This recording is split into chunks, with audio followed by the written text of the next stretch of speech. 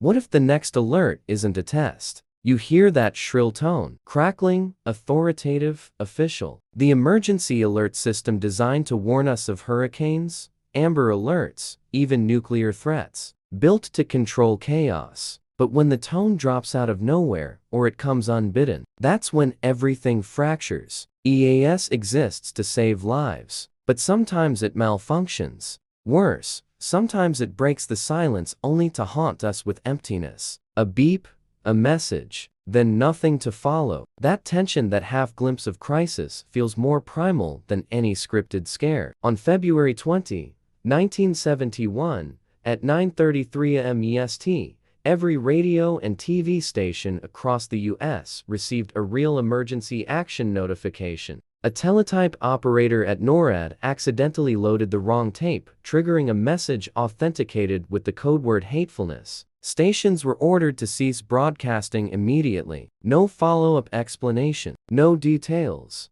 just terror. A proper cancel codeword, impish, didn't arrive until 10:13 a.m., more than 40 agonizing minutes later. For those minutes, people believed nuclear war had begun, and the system offered no reassurance, only uncertainty. Flash forward to February 11, 2013. Critter in Great Falls, Montana, during an episode of The Steve Wilkos Show, was abruptly interrupted by an emergency alert stating, "Civil authorities in your area have reported that the bodies of the dead are rising from their graves and attacking the living." Viewers saw scrolling text, heard buzzing tones, and were told not to approach the dead. Within hours, similar alerts appeared on stations in Michigan, Wisconsin, and New Mexico. Authorities later confirmed it was a hoax, but only after panic rippled across primetime broadcasts. Engineers traced the breach to default admin passwords and unsecured EAS equipment, essentially an unlocked backdoor into the system. Is it a prank, human error, or something more malevolent?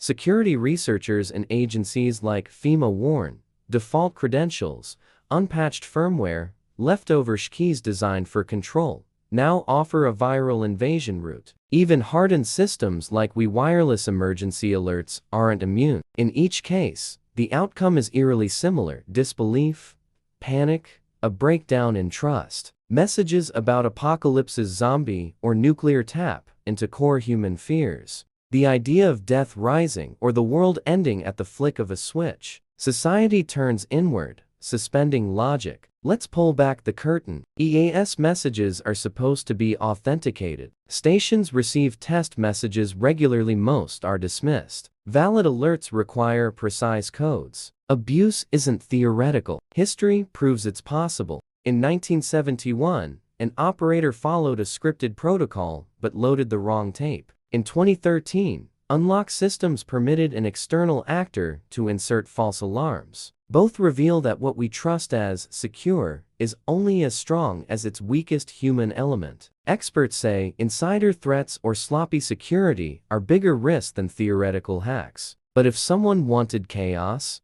a coordinated chain of fake alerts across jurisdictions could cripple trust almost overnight. Then there are broadcasts that no one can explain. No tape errors, no hack footprints. What if the system itself glitches without a human origin? An EAS tone bleeps. The message feels real, terrifying, but afterward nothing. No logs, no leaks. Just a silence so dense it pulses. It's the kind of whisper that clings to your skin after midnight when you're alone. You're left asking, was it a mistake or a signal? What do you think? A paranormal glitch? A hacker comedy gone too far? Or signs of something we don't yet understand? None of these stories are fictional nightmares. They're real events that remind us, in a crisis, what do you trust? When the system fails, or worse, scares you, what then? Next time you hear the tone, remember, fiction is easy. Truth is infinitely more disturbing. Stay alert, stay skeptical, and ask,